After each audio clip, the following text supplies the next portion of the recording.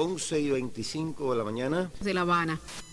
Los intelectuales invidentes debatirán sobre distintos géneros como poesía, teatro, cuento. En fin. Abejita López, la pelota pica.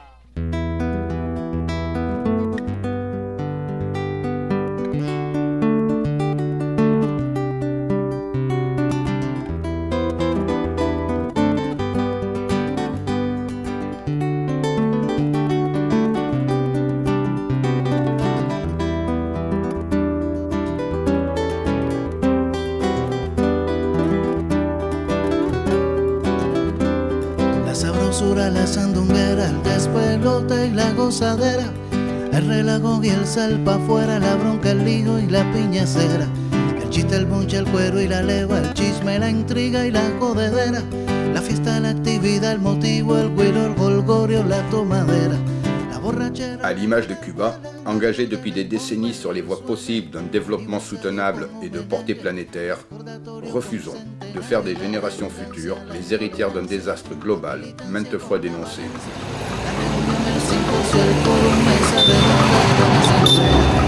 Burocracia, mucha paciencia, la democracia no tiene gracia, con la consigna siempre adelante, con valetica y con comprobante. Yo le pido a los presentes que ninguno se me levante, que esto pica y ya se extiende, aunque no haya quien lo aguante, pero ven. Ya desde 1972, en la reunión de Estocolmo, de desarrollo humano, se comenzó a plantear las situaciones del deterioro, fundamentalmente a los recursos naturales y demás a nivel mundial.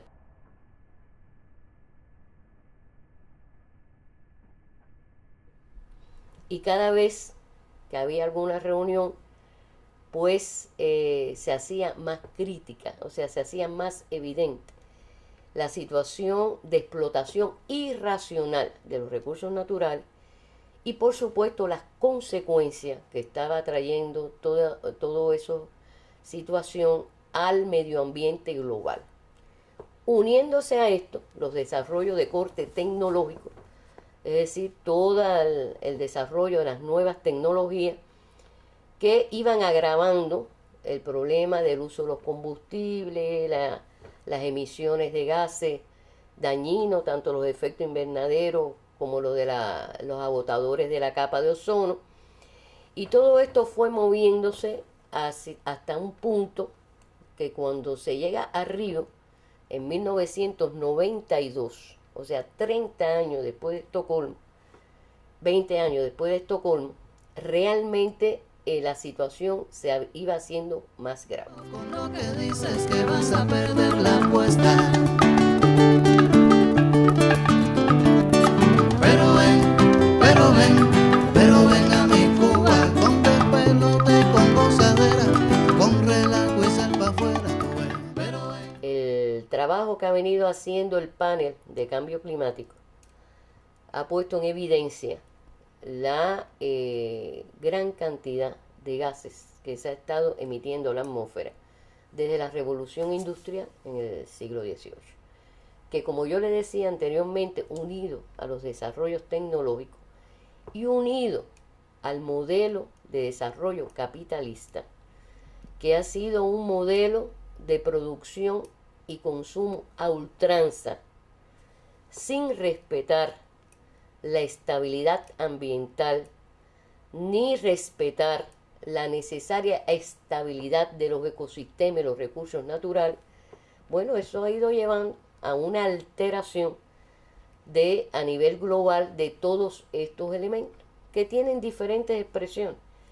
Expresiones en la degradación de los suelos, el problema de la deforestación, el problema del agua, que es crítico también, o sea, la escasez de agua, la contaminación. La contaminación no solamente atmosférica, sabemos que el desarrollo de la industria química a nivel mundial fue extraordinario, y todo eso sin calcular adecuadamente las consecuencias de los residuales, de la agresividad de esos residuales, de la toxicidad de esos residuales. Pero ven, que mi Cuba es esta, cuidado con lo dices que vas a perder la apuesta.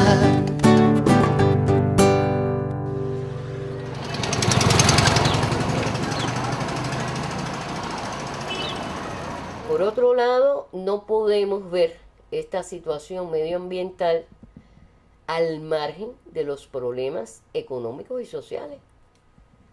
Porque también en el siglo pasado, algo que se venía ya denunciando, las diferencias entre los países desarrollados y los países pobres cada día son mayores.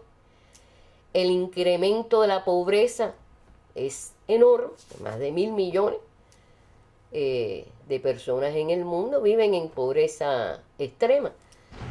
Le 8 septembre 2000, au siège de l'Organisation des Nations Unies à New York, 189 États adoptent une liste de 8 objectifs à atteindre à l'horizon 2015 afin de défendre au niveau mondial les principes de la dignité humaine, de l'égalité et de l'équité. Cuando vienen los objetivos del milenio, que bueno, imagínate tú, eliminar la pobreza en no sé qué %, el tema agua y demás. Realmente en la mayoría de los acuerdos de la cumbre ya Cuba lo tenía cumplido.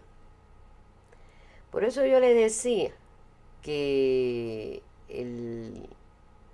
que no se ve a veces, no se entiende, que la grandeza del modelo nuestro, porque fíjate ahí, es un problema de que Cuba se trazó un modelo de desarrollo. Como ese modelo de desarrollo puso al hombre en el centro, entonces por todos los medios se trató y se eliminó la pobreza extrema. Se alcanzaron los niveles educacionales que ustedes saben que nosotros tenemos, que son enormes. Nosotros tenemos más de 1 millón de graduados universitarios, más de 12.000 doctores en ciencia. Tenemos 1,8 ingenieros por 1.000 de población. Las expectativas de vida, 75, 78, 4,5 de la mortalidad infantil por 1.000 nacidos vivos. Entonces, todo eso, con todo el bloqueo, a veces yo pienso, digo, ¿a dónde no hubiéramos llegado sin el bloqueo?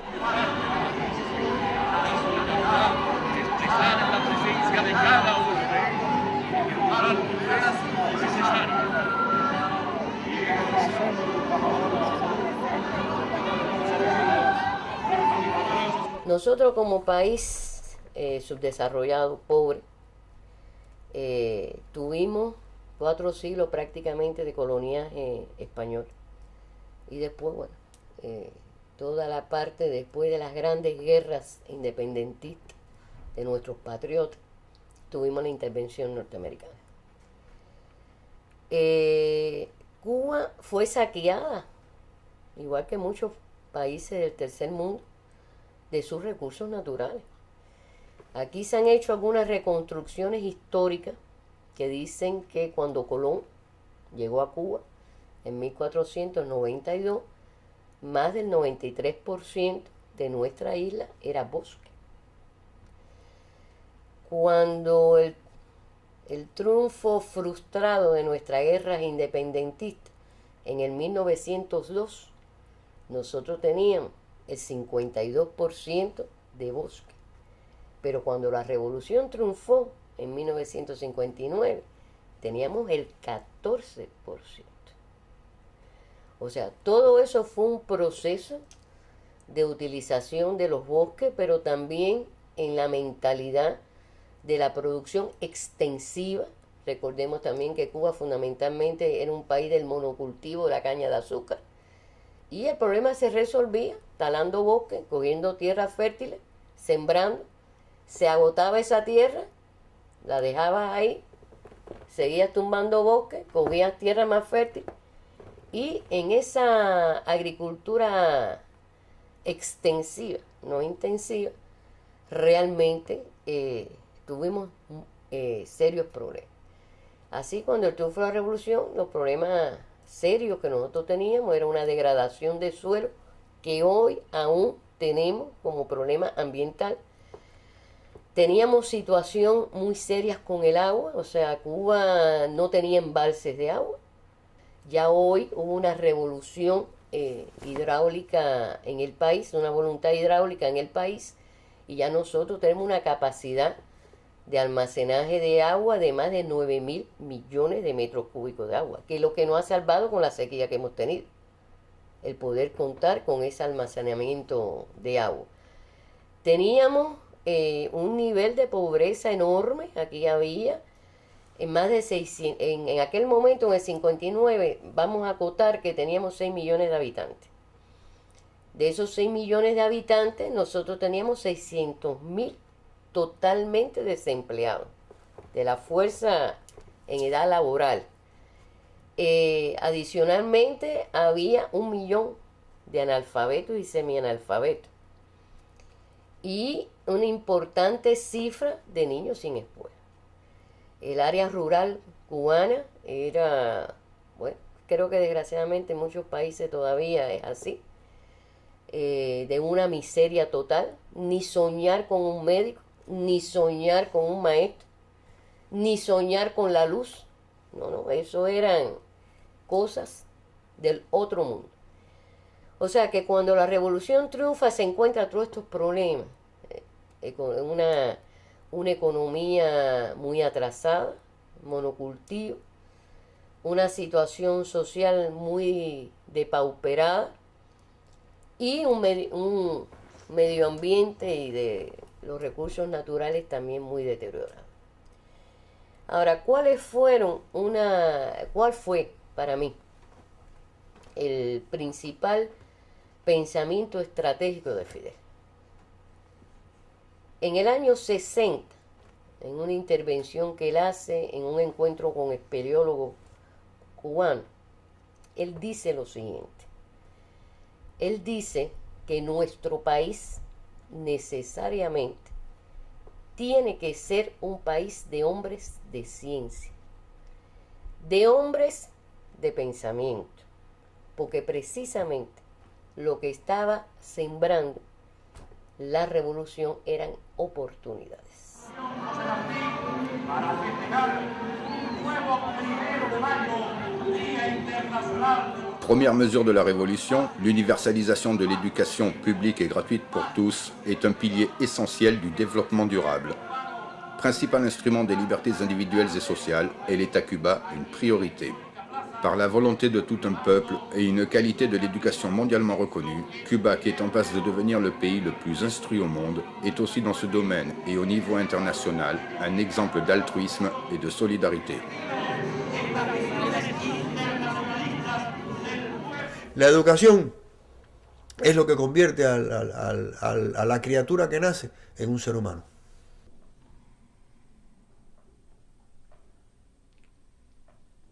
Pero en un ser humano viene la segunda pregunta: ¿y qué entiende usted por ser humano? Bueno, el ser humano se acerca más a lo humano en la medida en que es solidario, en la medida en que es colectivista, en la medida en que es capaz de trabajar para sí y para los demás, en la medida en que es capaz de hacer cosas no solamente por el dinero o las ventajas que va a recibir, sino porque tiene una estructura ético-moral y cultural que le permite realizar esas acciones y en la que él se beneficia espiritualmente tanto como aquel que recibe el resultado de su acción. En esa medida el ser humano es humano. Esa formación excluye la guerra, excluye la discriminación, excluye la exclusión, y hay un aspecto que la humanidad necesariamente tiene que superar, y la educación es un instrumento para eso. Y es adquirir la conciencia de los retos y los peligros a los que se enfrenta la humanidad. Una de las cosas, para poner un ejemplo concreto de lo que quiero decir, una de las cosas en las que nosotros hemos puesto el énfasis en nuestra colaboración internacional es ayudar a otros países pobres a alfabetizar a su población no alfabetizada. Y hemos ayudado a los venezolanos, a los nicaragüenses, a los mexicanos, a muchos países de África, inclusive, a desarrollar campañas de alfabetización. Y por eso el método asesorado por los cubanos y desarrollado por los cubanos, Yo Sí Puedo, se ha desarrollado, existe en español, en inglés, en francés, en quechua, en guaraní, en aymara, en creol. Y el otro aspecto es que a la educación pueden acceder todos los seres humanos. Y la práctica ha demostrado que sí, que si nosotros lo hacemos bien, que si los profesores tienen la suficiente calidad como profesores y suficiente conocimiento de la asignatura o las disciplinas que están impartiendo, si esas niñas y esos niños se alimentan adecuadamente y tienen un entorno familiar y comunitario adecuado, sí pueden acceder y sí pueden llegar, porque los conocimientos no son privativos de los hijos de los ricos, de los hijos de las personas que tienen recursos económicos. ¿Por qué no las universidades del mundo están llenas de personas con recursos económicos? Porque son los que la pueden pagar, son los que tienen los recursos necesarios para enviarlos a esos lugares. Pero eso no quiere decir que si las personas que vivimos en los países subdesarrollados tuviéramos la alimentación, las familias las posibilidades de empleo, las familias la posibilidad de satisfacer las necesidades básicas de su núcleo familiar y de mandar a las escuelas a esos niños sin tener que pagar por el servicio educacional, sino gratuito como es en Cuba, esos niños también pueden aprender y también pueden llegar a la universidad. Entonces esa es la concepción que tenemos y eso es la educación a la que aspiramos. Ahora, esa educación no se logra solo en la escuela, esa educación se logra a escala social. Y por lo tanto los medios masivos de comunicación tienen que estar en función de esa educación y no en función de la educación de la violencia, no en función de la educación del consumismo, no en función de la educación que estimula todo este tipo de actitudes que no se corresponden con las características del ser humano. ¿Por qué la natalidad de Cuba se comporta como se comporta, independientemente de carencias de tipo material? Porque la mujer accedió a la cultura, a la educación y al empleo.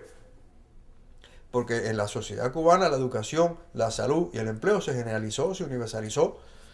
Y por lo tanto, en esa misma medida, la cantidad de hijos disminuye porque las parejas que toman la decisión de los hijos, de cuántos hijos tener, planifican esa decisión y tienen la posibilidad de que esa planificación se realice porque tienen los medios para ejercerla.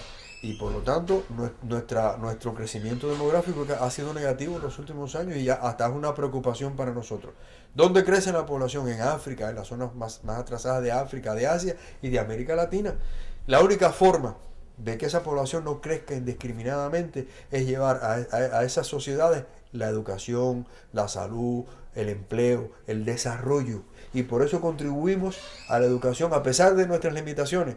De la afectación del bloqueo, compartimos nuestros escasos recursos con hermanos de África, Asia y América Latina. Se han graduado en Cuba cerca de 50.000 estudiantes extranjeros, principalmente de África y de América Latina, gratuitamente.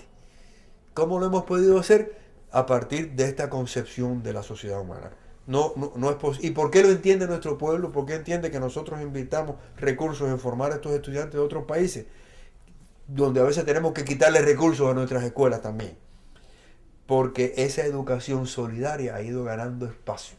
Esa es la concepción que tenemos y por eso se dedican tantos recursos a la educación.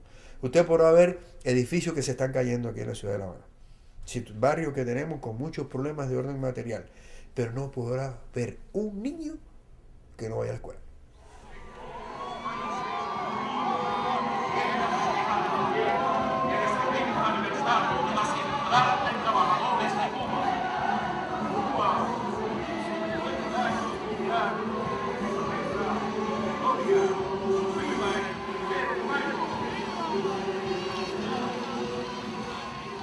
Entonces por eso yo te decía que las brechas, las diferencias entre los países ricos y los países pobres es un problema de una falta de ética. No quiero utilizar palabras que después los que me están oyendo se sientan muy agredidos.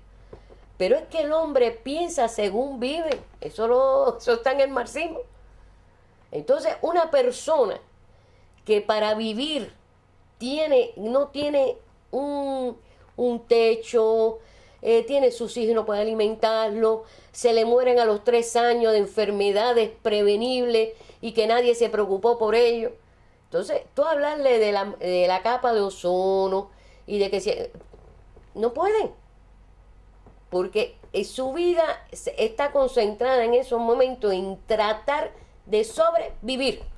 Entonces hay que pensar, y por eso Cuba es tan solidaria con todas las necesidades que nosotros tenemos, porque aquí en Cuba y una situación económica tensa y el bloqueo y no tenemos acceso a las tecnologías y no tenemos acceso a la información y cada vez que vamos a algún lugar tratan de acorralarnos, porque esa es la realidad nuestra, ha sido la realidad de 50 años, aunque tenemos muy buenos amigos norteamericanos, del pueblo norteamericano, solidario con Cuba, pero y que desgraciadamente otros países han hecho eco. Y por eso nosotros cuando vamos también y hablamos de los derechos humanos, le digo, ¿de qué derecho humano tú me estás hablando? Si yo le doy comida a mi gente, yo educo a mi gente, le doy salud a mi gente, el 97% de los habitantes de este país tienen agua potable. Entonces, ¿de qué tú me estás hablando? ¿De qué derecho humano tú me estás hablando? Mi hijo tiene, mis nietos, tienen la escuela garantizada. Cuando un muchacho se enferma, la salud aquí es gratuita. Entonces, ¿dónde ha estado el sentido solidario de Cuba? Bueno, de ayudar en esto. Porque además una persona que no sepa leer, que no sepa escribir, ¿qué va a entender, compadre? ¿Qué va a entender? No puede entender. Entonces, por eso nosotros, tú ves que con todas las limitaciones que tenemos, ayudamos a que la gente aprenda a leer, a escribir, para que aprenda a conocer un poquito. Tratar de crearle un mínimo de salud, de saneamiento, de prevenir enfermedades. Tú sabes que Cuba ha trabajado la vertiente en la biotecnología de la vacuna para enfermedades muy importantes. Y nosotros hemos sido muy solidarios con los países de ese mundo. ¿Cuál es la función de la Escuela Latinoamericana de Medicina en Cuba? Formar médicos para ver si a esos países tú le puedes llevar este sentimiento humano tan elemental.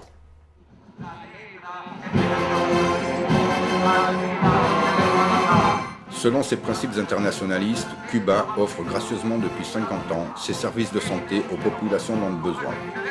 Une politique de solidarité qui se traduit tant par la présence de ses médecins dans 74 pays, dont certains bénéficient du programme intégral de santé, que par la mise en place d'un vaste plan de formation pour des jeunes désireux de suivre une carrière médicale.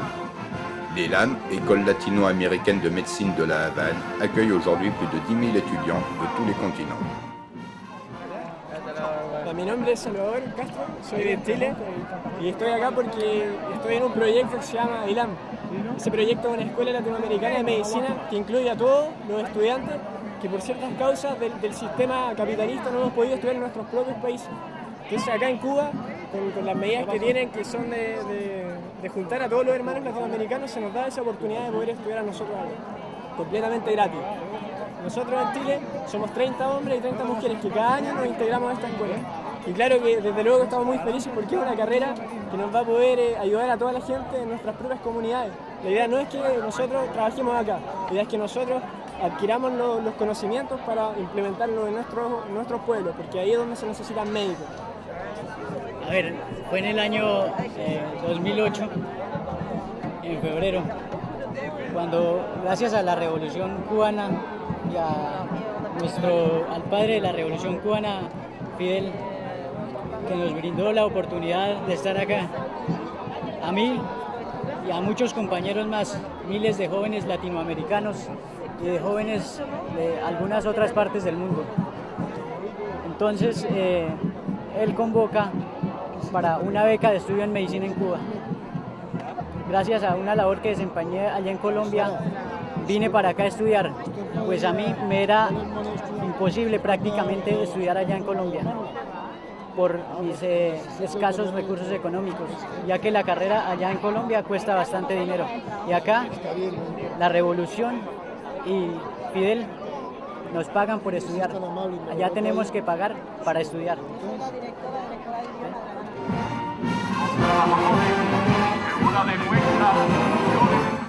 Cuba se dote également d'un moyen de réaction immédiat en cas de catastrophe naturelle, le contingent Henri Rie, qui intervient en 2005 par l'envoi de plus de 2500 travailleurs de la santé sur la scène du tremblement de terre qui pulvérise la partie sud du Cachemire au Pakistan.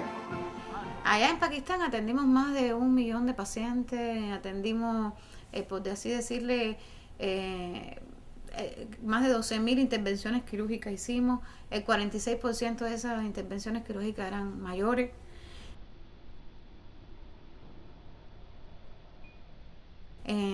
Atendimos más de 170.000 pacientes que necesitaban atención de rehabilitación, algo muy muy importante que sucedió allá, porque ya pasaba los límites de atenderte y curarte, sino rehabilitarte para dejarte con una calidad de vida o para dejarte con una posibilidad de que pudieras desarrollar una calidad de vida bastante aceptable. Nosotros tuvimos en Pakistán 45 posiciones, pero de las 45 posiciones, 32 eran hospitales integrales, hospitales de campaña, hospitales que tenían desde su cuerpo de guardia de urgencia, sus salas de ingreso, su terapia intensiva, su salón quirúrgico, sus locales de rehabilitación. Es decir, eran hospitales realmente de campaña, pero muy integrales, con un equipamiento de primera.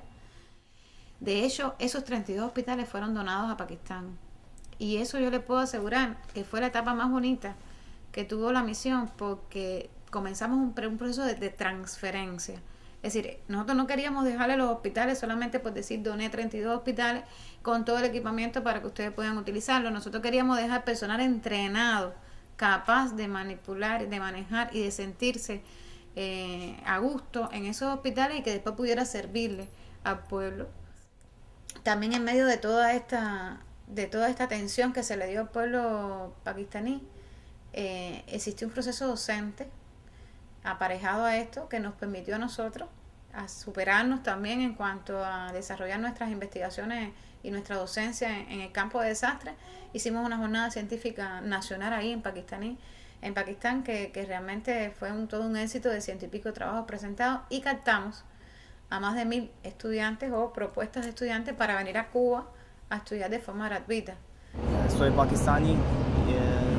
Nosotros somos aquí para estudiar medicina en provincia Matanzas, en la ciudad de Hawái Grande, y nosotros sabemos que Cuba es un país pobre, pero en estas condiciones él está dando muchas cosas, y el sistema de estudiar y las cosas están muy buenos, y nosotros queremos hablar gracias a este país, que él nos ayude. Realmente nosotros en Pakistán nos encontramos a una sociedad diferente a la que nos habíamos acostumbrado, porque cuando íbamos para el Caribe a atender en países como Guatemala, Honduras, Belice, pues nada, somos caribeños todos, somos latinos todos y nos entendemos, al final es muy entendible.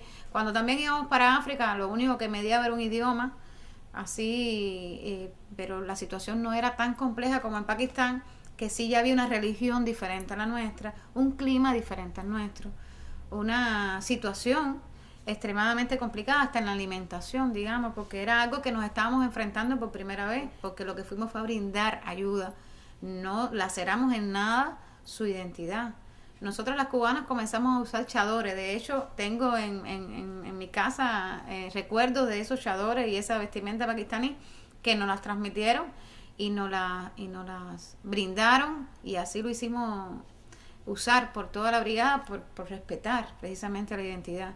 Yo quiero decir que esto es un gran esfuerzo del pueblo cubano, que nosotros somos musulmanes y nuestra comida es totalmente diferente que los cubanos, y ellos ya han dado todas las cosas halal, comida y las cosas que nosotros son propios de nuestra religión y nuestra cultura y costumbre. Y nosotros somos sintiendo como que nosotros en nuestra segunda casa. Una cosa que mayor, me gusta mucho, para mí muy sorpresa, que nosotros no podemos bailar, y durante nuestra hora de rezar, las cubanas, esta mayor calidad de las cubanas que cuando la hora de nuestra rezar no hay música, porque usted sabe. Ellos tienen respeto para nuestra religión y para nuestras costumbres, para nuestra cultura. Que durante la hora de rezar no hay música. Ellos también no escuchan música. Usted sabe que ellos no pueden vivir sin música, pero ellos viven con nosotros. 950 estudiantes estamos aquí. Usted puede ver que solo en 8 meses, ahora nosotros podemos hablar español bastante, solo en 8 meses.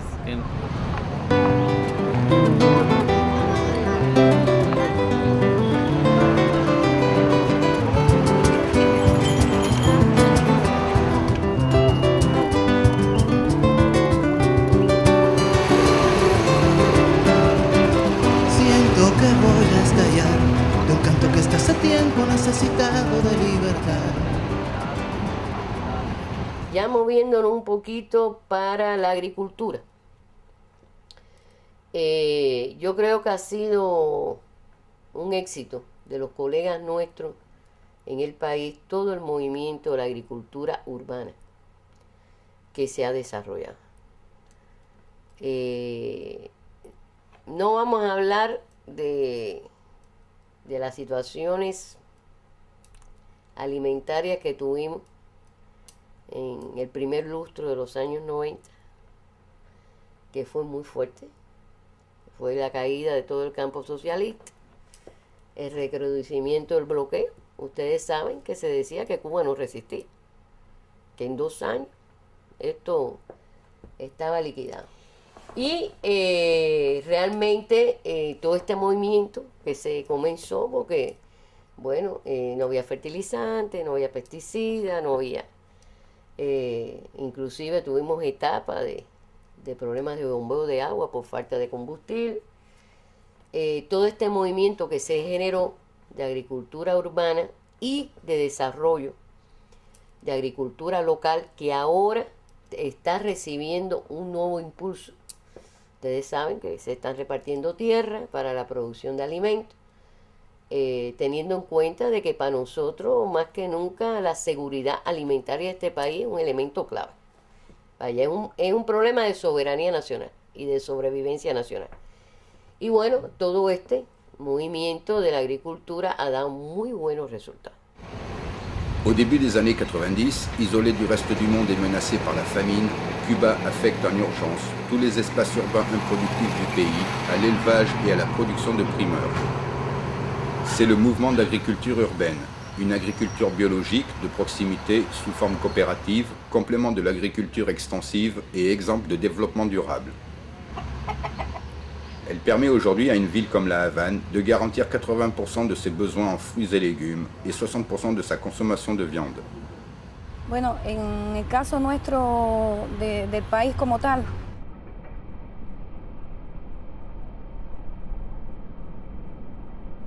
esta agricultura a pequeña escala, como le llamamos nosotros, de huertos, organopónicos, parcelas, incluso el movimiento de patios, que es ya propio de las personas, es privado, pero también se ha ido motivando en ese sentido. Realmente tuvo un auge a partir de 1994, cuando se arrecia un poco el periodo especial, ¿no? Las producciones que tenemos en estas formas productivas son producciones de ciclo corto. Llamamos producciones de ciclo corto a todas las hortalizas o vegetales y condimentos frescos que se producen con un ciclo no mayor de 4 o 5 meses. Y entonces, como es de ciclo corto, realmente en el año nosotros vamos a obtener de 3 a 4 rotaciones en diferentes lugares de este tipo de producción, teniendo en cuenta la época. En este movimiento, las producciones fundamentales van destinadas al consumo social. El consumo social es escuelas para los niños, ¿no? Los círculos infantiles, los hospitales, y luego todo ese excedente que queda de las producciones están ubicados en los diferentes puntos de venta que existen a nivel de barrio para llevarlos más cercanos a la población, y ahí es donde se venden todas estas producciones.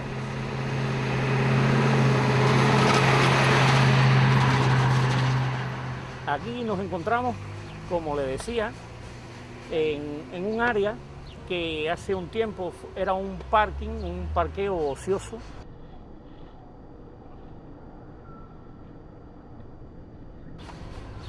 Completamente de cemento, y que nosotros hemos dado una forma con canelones y le hemos dado utilidad, como ustedes pueden ver, distintos cultivos de ciclo corto. Esta parte, vuelvo y digo, que no tenía ningún valor, ahora tiene un valor comunitario, tiene un valor alimentario. Yo podría decirle que toda esta zona, acá, donde estamos ubicados, todas las familias que vienen aquí, pueden aquí consumir, no tienen que comprar esa cantidad, compran lo del día. Dame 2 lechugas, tac, tac, dame un poquito de acelga que voy a hacer y lo vienen a buscar. Yo diría 80, 90 familias pueden comer con esto aquí. 80 o 90 familias como mínimo. Vienen las personas, ¿qué usted quiere? Sí, tac, tac, tac, del cantero se le corta, se le da, y a un precio módico, por supuesto, que la gente puede comprarlo perfectamente. Nosotros aquí estamos 2 personas nada más. El ingeniero agrónomo que nos da orientaciones y nosotros 2 que lo elaboramos en la mañana. Ya en la tarde doy clases de química. Yo soy licenciado en química, yo doy clases de química en la facultad a los trabajadores y tengo mis ocupaciones.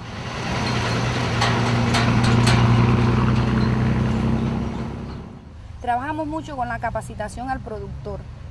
Ha sido para nosotros fundamental, porque no todos los productores que usted ve en la ciudad o a nivel de país realmente han tenido una tradición agrícola, ¿no? Todos estos trabajadores que usted ve aquí son trabajadores propios de esta unidad. Esto es una unidad básica de producción cooperativa. Son cooperativas que se han formado, que tienen su autonomía propia y que tienen una economía basada en los resultados que ellos obtienen de aquí. Lo que ellos sean capaces de lograr aquí son los que ellos reciben desde el punto de vista económico. Realmente tienen una economía bastante sustentada.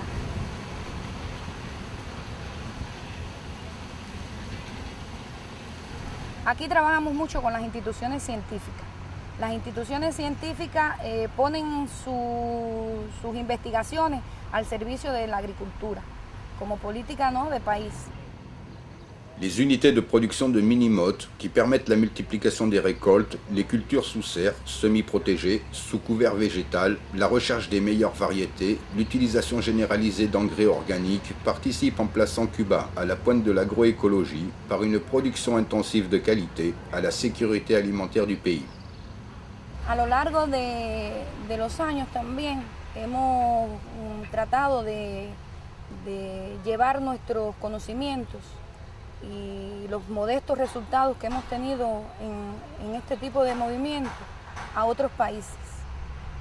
Digamos, se trabaja mucho con los países de África, hemos tenido colaboradores en ese continente, se trabaja ahora con Venezuela, se trabaja también con algunos países del Caribe, algunas islas que también, digamos, Dominica, Trinidad y Tobago, que también colaboramos con ellos, con técnicos allí, en poner en función nuestros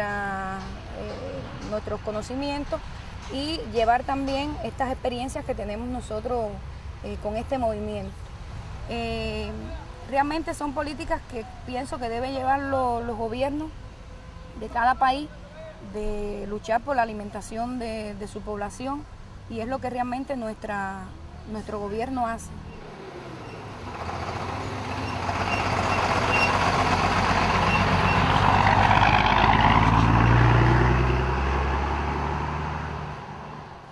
Bueno, desde el punto de vista de la energía,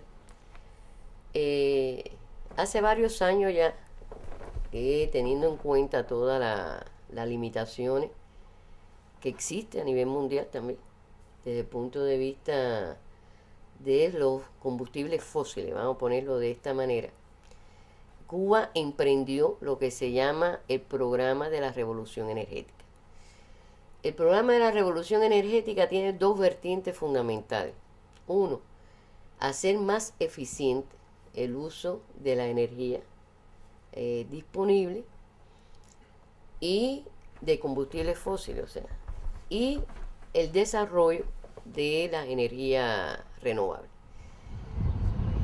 En permanente crise énergétique, entretenue par le blocus états-unien, la chute du camp socialiste, les ouragans destructeurs à répétition, une politique énergétique concentrée à base d'un pétrole qui n'arrive plus, des centrales désuètes dont l'entretien est impossible, Cuba décide de faire de l'énergie une priorité.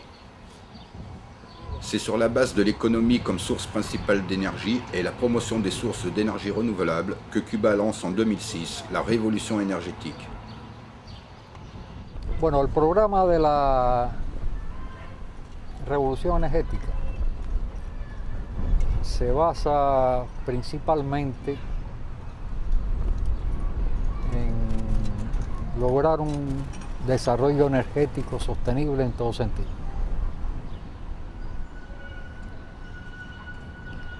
Por eso es importantísimo.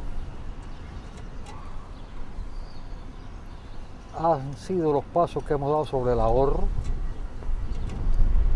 y los problemas de la eficiencia energética en el país. Se han hecho muchas acciones. Se han cambiado millones de luminarias por luminarias eficientes. Se han cambiado casi todos los refrigeradores que existían en el país. Los televisores antiguos que consumían mucho. Se han dado pasos muy importantes en el transporte, mejorado el transporte colectivo. Se han cambiado tecnologías industriales y se siguen dando pasos fundamentales. Pero también uno de los pasos más importantes en el uso de las fuentes renovables de energía. Y precisamente una de las grandes cambios en esta política energética que hemos llevado en estos momentos para lograr una independencia energética es la generación descentralizada de la energía. Es un paso fundamental. En vez de tener 6, 7 grandes plantas generadoras de electricidad, ya tenemos miles de plantas donde se genera electricidad. Ya aquí puede pasar cualquier cosa. Puede pasar un ciclón por cualquier lugar que se queda sin electricidad, solo ese lugar y transitoriamente, 2 días, lo que está pasando el ciclón. Ya no tenemos la dependencia, aunque lo utilizamos, no tenemos la dependencia de la red nacional. Esto nos ayuda mucho a dar un siguiente paso, que es ir cambiando esa generación descentralizada por el uso de las fuentes renovables de energía. Es el paso fundamental. Desde el punto de vista tecnológico-científico, el dominio de las celdas combustibles ya existe. La generación de hidrógeno existe a través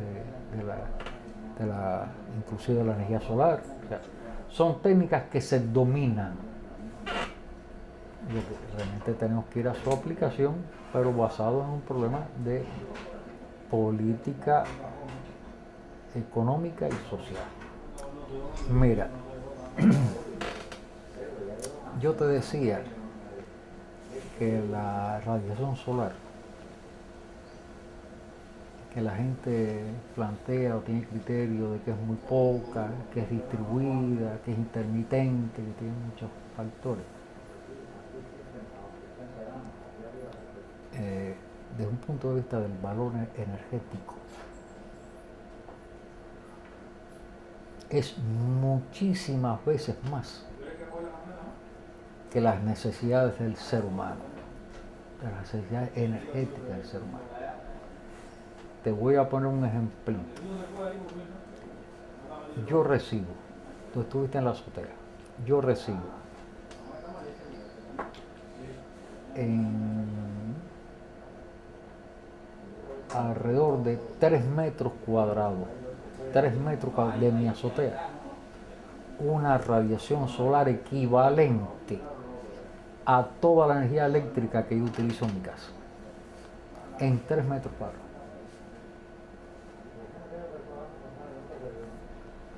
Si nosotros desarrollamos la energética nuestra, basado en el uso de las fuentes renovables de energía, pero por importación de equipamiento, vamos a seguir siendo dependientes. Por lo tanto, lo principal para ser independiente es el desarrollo del conocimiento. Los pueblos serán independientes exclusivamente si son capaces de desarrollar su propio conocimiento y no depender del conocimiento de nadie.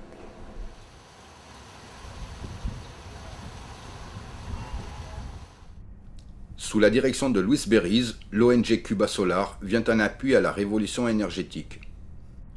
Par l'éducation généralisée, la divulgation massive des connaissances, la démonstration par l'application sur le terrain des avancées techniques, la recherche, le développement et la production nationale pour l'indépendance énergétique, l'implication dans son ensemble de la société dans le projet, les collaborations nationales et internationales, Cuba Solar contribue à faire de Cuba, premier pays au monde en termes de développement durable, un modèle pour la planète.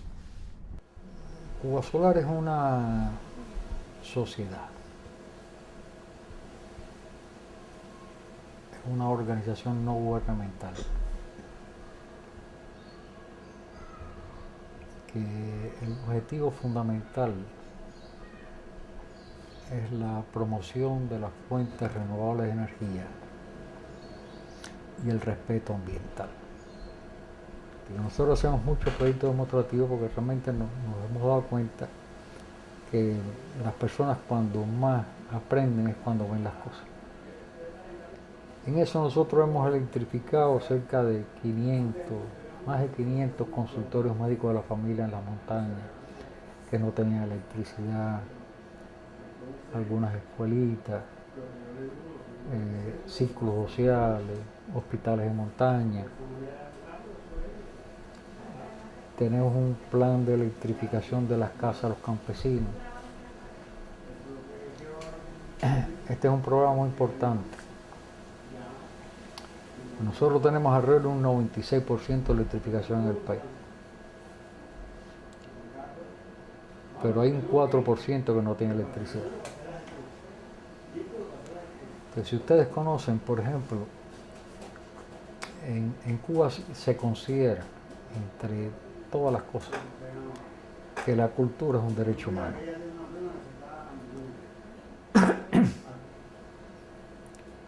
Cuando se considera que la cultura es un derecho humano, es que todo ciudadano tiene, absolutamente todo ciudadano tiene el derecho a hacer culto. Pero a hacer culto al más alto nivel. Y uno de los medios que nosotros hemos utilizado con muy buenos resultados para llevar la cultura es la televisión y la radio.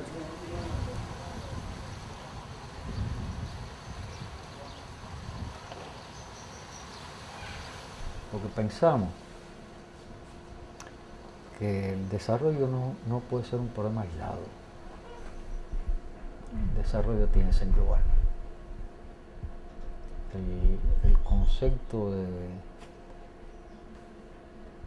si Cuba llegara a tener un problema de desarrollo, digamos, sostenible, con perfección del medio ambiente, con todo esto, va a morir igual si el resto de la gente sigue contaminando y siguen haciendo barbaridades. Tenemos que ponernos de acuerdo todo el mundo y llevar un desarrollo común, parejo, el mundo entero.